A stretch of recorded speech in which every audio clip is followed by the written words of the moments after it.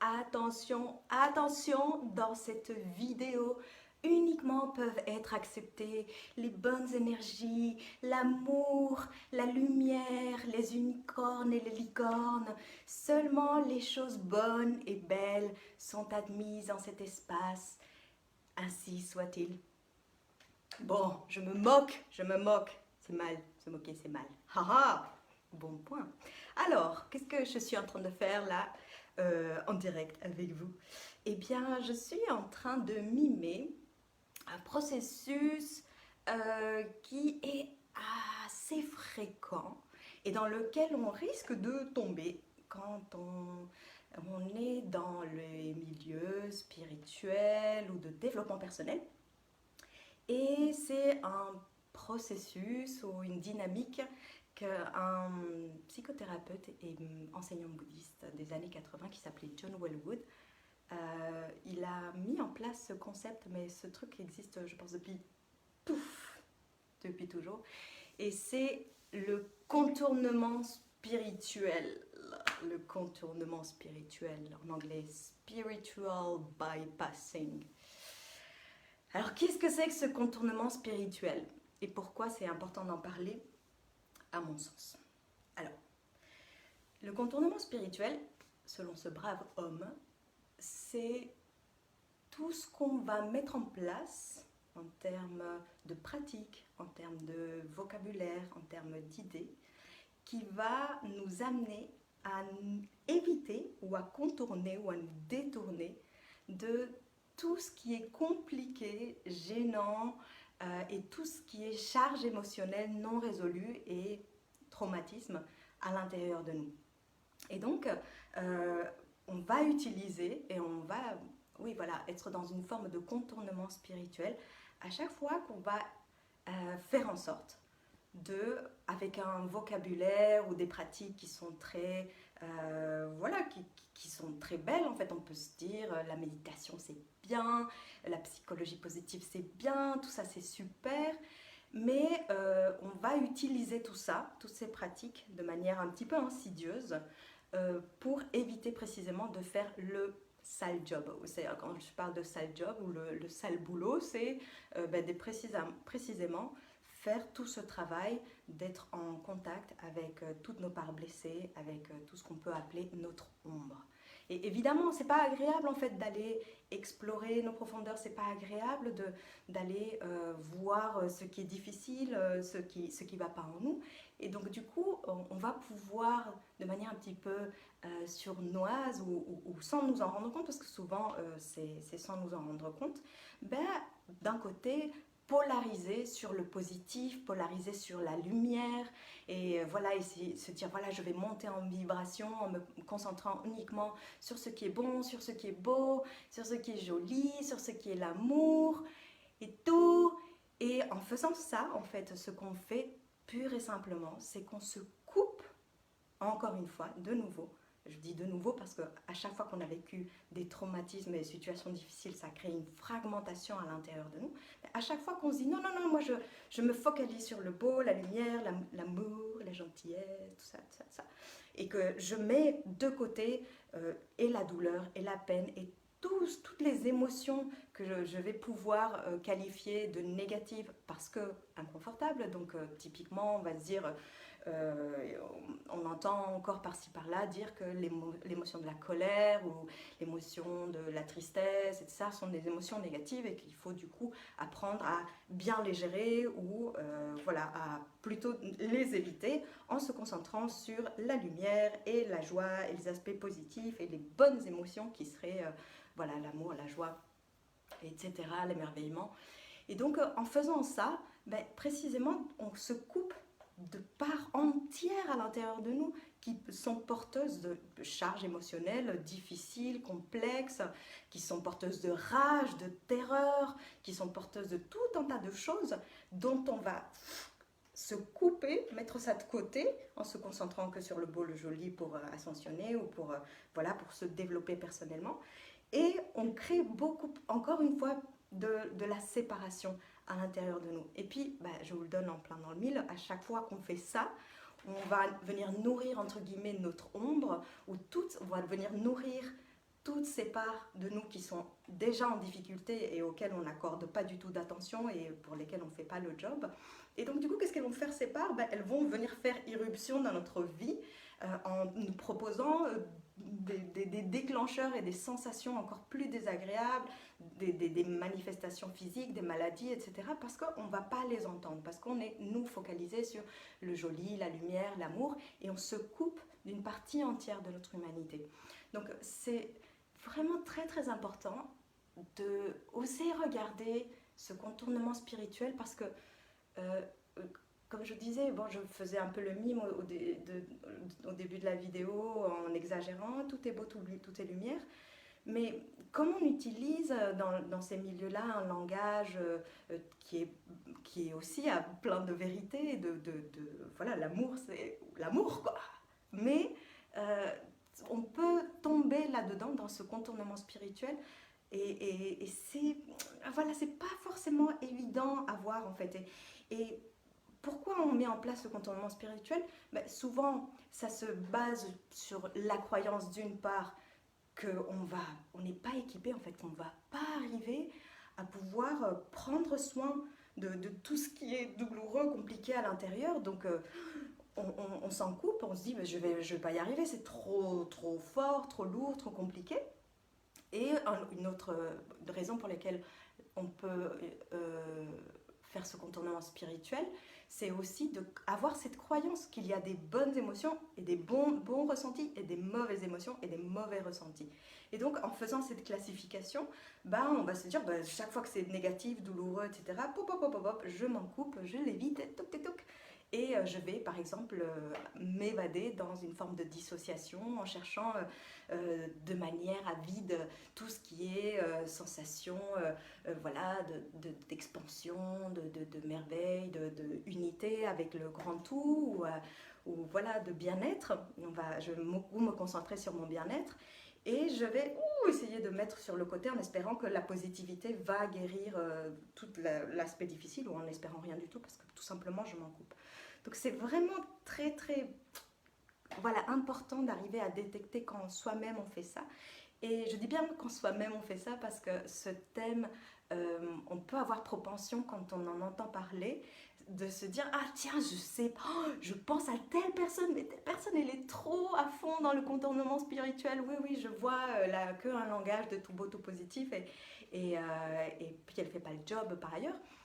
Mais bon, souvent quand on est dans les milieux de développement personnel ou dans le travail sur soi ou dans la spiritualité, parfois quand on arrive dans des couches qui deviennent compliquées, qui deviennent voilà, qui nous amènent dans des espaces vraiment inconfortables, il peut y avoir un moment où on se dit non c'est bon, je vais me concentrer sur le bon, sur la lumière, etc. C'est bon, on arrête de tergiverser.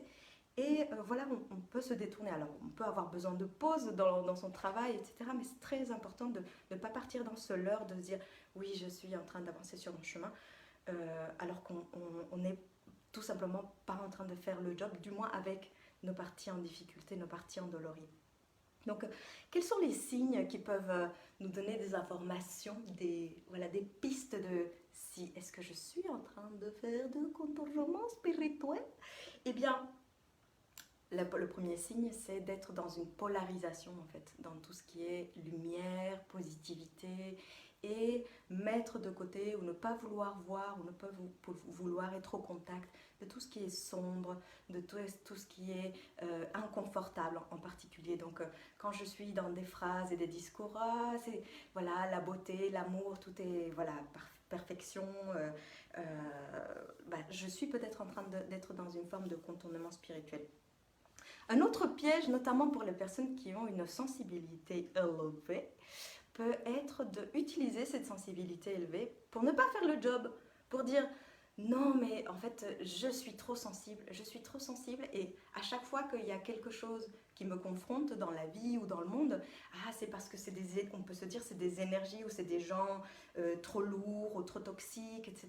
Donc voilà, je vais prendre soin de moi et je vais ne plus être au contact de ces gens et de ces énergies. Et donc on peut être dans une forme pareil de coupure et de contournement, encore une fois, du job, parce que en fait en regardant, en voyant les autres, le monde qui est si dur pour les hypersensibles, etc., bah, on est en train d'être dans une forme de croyance qu'on ne peut pas faire face et qu'on n'est pas suffisamment bien câblé pour, intégrer, pour être en lien avec ce monde. En fait, comme si à un endroit, on pouvait se raconter qu'on est obligé de se terrer un peu en mode ermite à l'intérieur de sa caverne ou de sa maison, parce que voilà, le monde est trop dangereux, trop difficile, les gens sont trop méchants.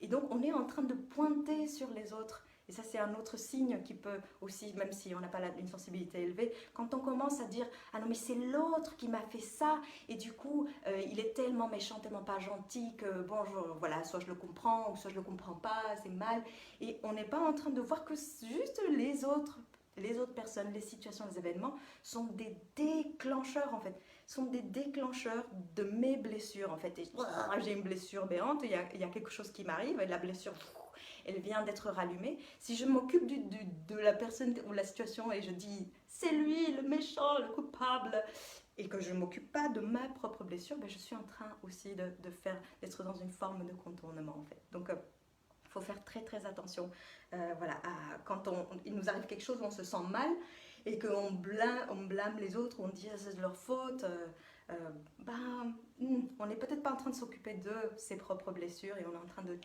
contourner la chose.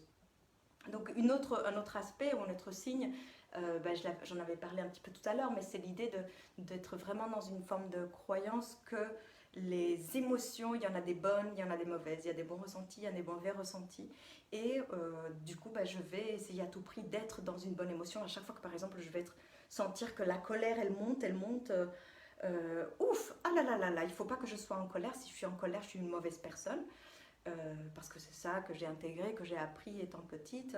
Donc je vais me couper de la colère, je vais me concentrer sur une émotion positive ou quelque chose de bon, de positif, ou faire une pratique qui me mette dans quelque chose de positif. Ce qui en soi peut aider à une forme de régulation, mais si je m'arrête là, en me disant il y a des mauvaises émotions et des bonnes, je risque de tomber très facilement dans une forme de contournement spirituel. Donc attention, attention. Et un autre aspect, un autre signe qu'on peut voir de contournement spirituel, c'est par exemple quand on est très très connecté et branché avec tout ce qui est passé de vie antérieure, etc. Et qu'on se dit oui, je me sens mal parce que voilà, dans une autre vie, telle personne a fait ci ou m'a fait ça, ou parce que j'ai été telle personne ou telle autre personne, et qu'on jette tout ce qu'on vit sur le compte de nos vies antérieures, par exemple, si on y croit, et bien là aussi, on n'est pas en train de faire le job de voir, tiens, si ça me déclenche, c'est quoi mes parts d'ombre, c'est quoi mes propres traumatismes, et comment est-ce que je vais pouvoir les prendre en charge. Donc voilà, tout ça, ce sont des signes qui peuvent vous donner un petit peu des indications pour voir si vous êtes en train d'être dans une forme de contournement spirituel. Et franchement, moi je crois que je les ai toutes testées pour vous, hein, en fait, c'est clair et net. Donc c'est un grand classique, en fait. Voilà, si vous vous sentez honteux, vous vous sentez honteux, mais voilà, c'est vraiment très très normal et classique, je pense, de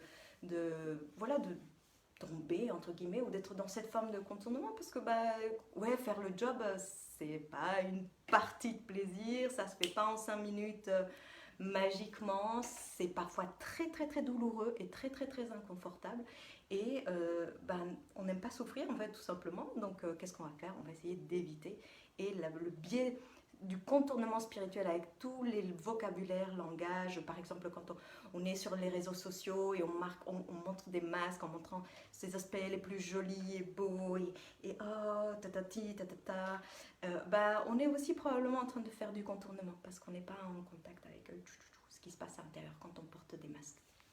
Donc voilà, tout ça pour vous dire que ça c'est un grand classique, hein, de faire du contournement spirituel. Ça peut nous arriver en début, milieu de chemin, fin de chemin, et il faut faire vachement gaffe à ça parce que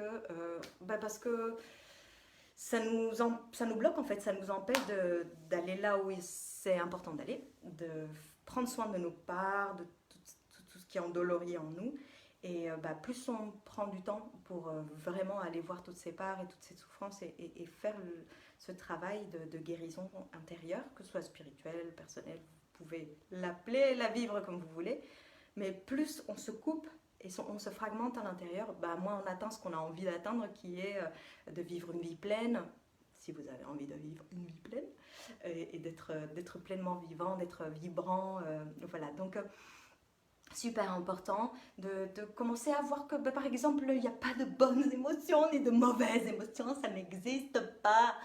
On est des humains et les humains, on a toute une palette d'émotions et c'est pas non plus, voilà, il y a celles qu'on aime, celles qu'on n'aime pas, mais tout ça, ça fait partie de notre humanité en fait. Et donc, voilà, si on peut déjà commencer par commencer à nous questionner, tiens, c'est comment que je vois, je vis les émotions.